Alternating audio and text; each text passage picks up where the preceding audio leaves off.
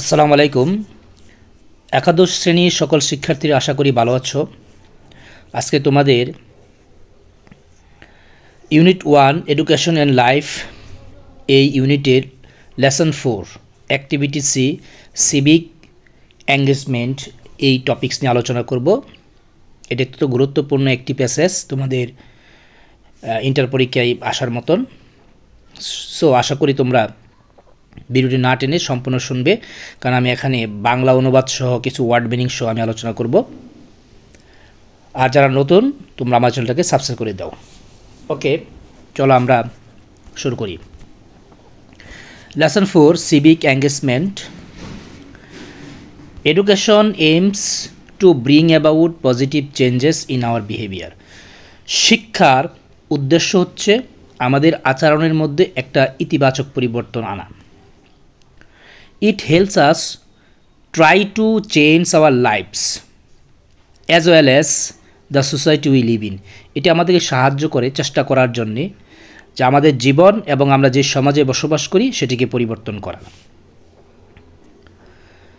Education that does not illuminate মানে আলোকিত করা।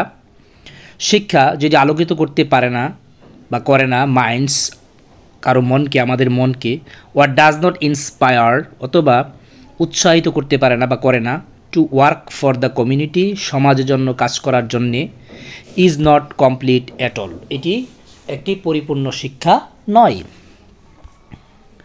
এরপর দেখো কি বলছে, education is not at all about getting grades or receiving certificates.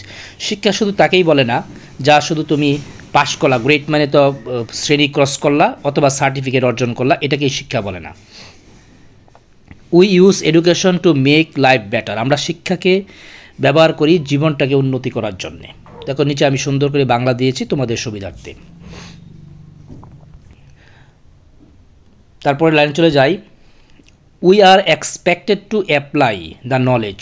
আমরা প্রত্যাশা করি যে জ্ঞানটি ব্যবহার করার, স্কিল দক্ষতা ব্যবহার করার, অ্যান্ড ভ্যালুস মূল্যবোধ that we learn in a classroom, যা আমরা ক্লাসরুমে শিখেছি, in our engagement with world that lies outside, আমাদের বহির্বিশ্বের সাথে সম্পৃক্ত বহির্বিশ্বের সাথে বা অন্যান্য সমগ্র বিশ্বে আমরা ক্লাসরুমে যেই জ্ঞানটি অর্জন করেছি সেটি বা দক্ষতা অর্জন করেছি বা মূল্যবোধ সেটি প্রয়োগ করার আশা করি। দেখো নিচে আমি সুন্দর করে বাংলা দিয়েছি তোমাদের সুবিধার্থে। And we can do so in many different ways. আর এই কাজটি আমরা বিভিন্নভাবে করতে পারি। Let's have a look at how education works. চলো আমরা দেখি কিভাবে শিক্ষা কাজ করে। Learners civic engagement is highly appreciated all over the world. মানে শিক্ষার্থীদের নাগরিক সম্পৃক্ততা, শিক্ষার্থীরা যে নাগরিক কাজে অন্তর্ভুক্ত, এই জিনিসটা সমগ্র পৃথিবীতে ব্যাপকভাবে প্রশংসনীয়, উচ্চ প্রশংসনীয়। Civic engagement means working to make a difference in civic life. নাগরিক সম্পৃক্ততা বলতে বোঝায় যে কাজ করা, টু মেক ডিফারেন্সেস ভিন্নতা তৈরি করার জন্য, ইন সিভিক লাইফ নাগরিক জীবনের, the public life of the citizen as contrast with private or personal life, যে ব্যক্তিগত জীবন এর তুলনায় যে নাগরিক জীবনটাকে ভিন্নতা করাই কাজই হচ্ছে সিভিক এঙ্গেজমেন্টের উদ্দেশ্য কাজ।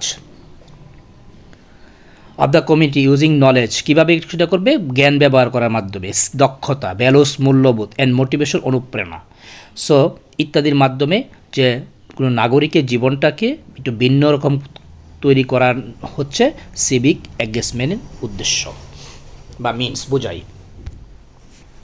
তারপর দেখো সিভিক এঙ্গেজমেন্ট প্রমোটস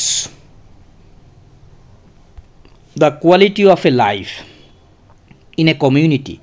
সিভিক সম্পৃক্ত, নাগরিক সম্পৃক্ততা বৃদ্ধি করবে একটা সমাজের মধ্যে মানসম্মত জীবন। কিভাবে? By contributing to the improvement of health and wellbeing of the people, মানুষের কল্যাণ এবং স্বাস্থ্যের উন্নতি তৈরির মাধ্যমে। নাগরিককে কী করবে? সমাজের মধ্যে একটা কোয়ালিটিপূর্ণ একটা সমাজ মানে জাতি গড়ে তুলবে সিভিক এঙ্গেজমেন্ট। সিভিক্যালি এঙ্গেজড ইন্ডিভিজুয়াল, যারা নাগরিকভাবে সম্পৃক্ত ব্যক্তি রয়েছে, তারা কী করে? রিকগনাইজ দ্যামসেলফ, নিজেদেরকে স্বীকৃতি দেয়, পরিচয় দেয় as members of a large social community, একটা বিশাল বড় সমাজের সদস্য হিসাবে।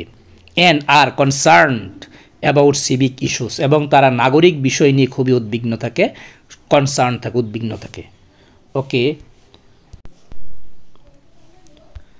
দে কনসিডার দ্যামসেলফ রেসপন্সিবল, তারা নিজেদেরকে বিবেচনা করে দায়িত্বশীল, দায়িত্বশীল সিটিজেন্স, একজন দায়িত্বশীল নাগরিক হিসাবে নিজেদেরকে বিবেচনা করে। Who take action or raise their voices, যারা কাজ করে থাকে অথবা তাদের আওয়াজ তুলে থাকে, কণ্ঠ তুলে থাকে এগেনস্ট ইনজাস্টিস, যে কোনো অবিচারের বিরুদ্ধে, ডিসক্রাইমিনেশন, বৈষম্যের বিরুদ্ধে, and other forms of social else, এবং অন্যান্য যত সামাজিক অসুস্থতা, সামাজিক খারাপ জিনিস আছে সেগুলির বিরুদ্ধে তারা কি করে? যে প্রতিরোধ করে, আওয়াজ তুলে থাকে।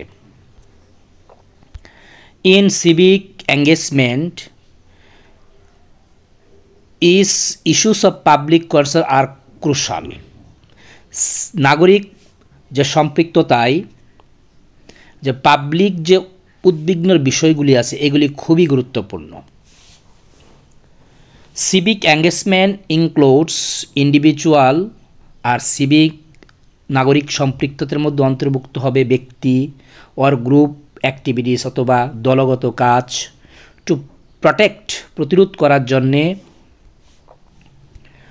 করার জন্যে পাবলিক ইন্টারেস্ট, যে জনগণের স্বার্থ, and change the way community values itself, এবং সমাজের মূল্যবোধটাকে পরিবর্তন করতে তারা কি করবে? গ্রুপ ওয়ার্ক করবে, কাজ করবে। ফর এক্সাম্পল, উদাহরণস্বরূপ, if you are protesting against any unjust decision of the local municipality, পৌরসভা মানে স্থানীয় যে পৌরসভা বা ইউনিয়ন পরিষদ যাই হোক, তার যে কোনো প্রকার তুমি আনজাস্ট মানে অন্যায় কোনো সিদ্ধান্তকে তুমি প্রতিরোধ করতেছ, সাচ এজ যেমন রেজিং ট্যাক্সেস, হঠাৎ করে ট্যাক্স বাড়িয়ে দিল, এটার বিরুদ্ধে তুমি প্রতিরোধ করছো। অ্যান্ড অ্যাক্ট, এমন একটা action that might work against people's interest, যা মানুষের স্বার্থের বিরুদ্ধে কাজ করে, এরকম কোনো কিছুর বিরুদ্ধে তুমি প্রতিরোধ করছো। ইউ আর সিভিক্যালি এঙ্গেজ, তুমি নাগরিকভাবে সম্পৃক্ত। And your action is considered as civic engagement, আর তখনই এই তোমার কাজগুলোকে বিবেচনা করবে নাগরিক সম্পৃক্ততা হিসাবে। এরপর কি বলছে? This protest can be done in different ways, আর এই প্রতিরোধটা তুমি বিভিন্নভাবে করতে পারো, সাচ এজ যেমন অর্গানাইজিং র্যালিস, সমাবেশ আয়োজন করলা, কালেক্টিং, এটা একটু ভুল হয়ে তুমি কারেকশন করে নিও, এটা হবে কালেক্টিং, হ্যাঁ, কালেক্টিং সিগনেচার, স্বাক্ষর অর্জন করার মাধ্যমে, মেকিং হিউম্যান চেঞ্জ, মানববন্ধন করার মাধ্যমে, হিউম্যান চেঞ্জ মানে মানববন্ধন, রাইটিং পিটিশন, দরখাস্ত দেওয়ার মাধ্যমে ইত্যাদির মাধ্যমে তুমি কী করতে পারো? এই প্রতিরোধ কাজটি করতে পারো। You can also help control traffic in front of school, তোমার স্কুলের সামনে যে ট্রাফিক জ্যাম হয় বা যানবাহন গাড়ি ঘোড়া এগুলিও তুমি নিয়ন্ত্রণ করতে পারো। Help children to cross the route, শিশুদেরকে রাস্তা পার হওয়ার কাজেও সাহায্য করতে পারো। ওয়ার্ক ইন টিম, অথবা দলগতভাবে কাজ করতে পারো। To clean A park or A sea beach, কোনো পার্ক পরিষ্কার করার কাজে অথবা কোনো সমুদ্র সৈকত পরিষ্কার করার কাজে তোমরা দলগতভাবে কাজ করতে পারো। তারপরে দেখো, ইউ ক্যান অলসো, এখানে একটু ভুল হয়ে গেছে, তুমি ঠিক করে নিও। You can also give some service to elderly people, তোমরা বয়স্ক মানুষদের কেউ তুমি কি করতে পারো? যে সেবা দিতে পারো। These are all example of civic engagement, আর এগুলি হচ্ছে নাগরিক সম্পৃক্ততার উদাহরণ। As what you do directly effect the community, যা সমাজকে সরাসরি তুমি কী করতে পারো? প্রভাবিত করতে পারো। এরপর কি বলতে চলছে, when civic engagement is a part of an academic programme, যখন কোনো সিভিক সম্পৃক্ততা কোনো প্রাতিষ্ঠানিক কর্মের অংশ হবে, কর্মসূচির অংশ হবে, and the learners engagement is assessed, যখন শিক্ষার্থীদের এই সম্পৃক্ততাকে মূল্যায়ন করা হবে, ফলোইং দ্য স্কিল, নিচের স্কিলটা অনুসরণ করে, then it is called service learning, তখন এটাকে বলা হবে service learning. It involves the application of knowledge, এটির মধ্যে অন্তর্ভুক্ত থাকবে জ্ঞানের ব্যবহার, স্কিল দক্ষতার ব্যবহার, লার্নড ইন দ্য ক্লাসরুম, যা তুমি ক্লাসরুমে শিখেছ সেটি, and then making a complete plan of action, আর একটা সম্পূর্ণ কর্ম পরিকল্পনা করতে হবে থাকবে, প্রিপেয়ার ইন বাজেট তৈরি করতে হবে থাকবে, starting the process of implementation, কীভাবে বাস্তবায়ন করবে সেই প্রসেসটা থাকতে হবে, পদ্ধতি থাকতে হবে, ইনভলভিং পিপল, মানুষকে অন্তর্ভুক্ত করবা, অ্যান্ড অ্যাক্টিভেটিং অপারেশনাল স্ট্র্যাটেজিস, এবং যে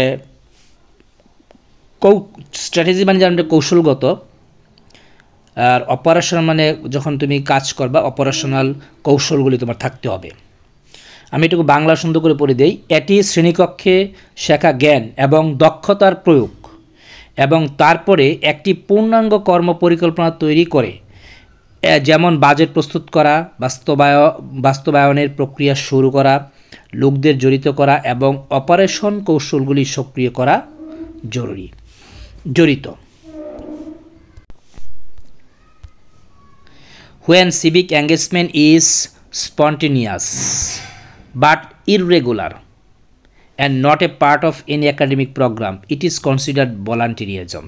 বলছে যখন নাগরিক সম্পৃক্ততা স্বতঃস্ফূর্তভাবে হয়, ইররেগুলার মানে অনিয়মিত, and not a part of any academic program, প্রাতিষ্ঠানিক কর্মসূচি কোনো অংশ নয়, তখন এটাকে বলা হয় স্বেচ্ছাসেবক, volunteerism. দ্য এন্ড, এই প্যাসেজটা আমি পড়ে দিয়েছি, বাংলা অর্থসহ তোমাদেরকে বলেছি, আশা করি তোমরা উপকৃত হবে। আর এরকম সুন্দর সুন্দর পরবর্তী প্যাসেজ পেতে হলে তোমরা আমাকে কমেন্টে জানাবে কোন প্যাসেজটা তোমাদের দরকার, আর অবশ্যই আমার চ্যানেলটাকে সাবস্ক্রাইব করে রাখবে। আজকে সবাই ভালো থাকো, খুদা হাফেজ।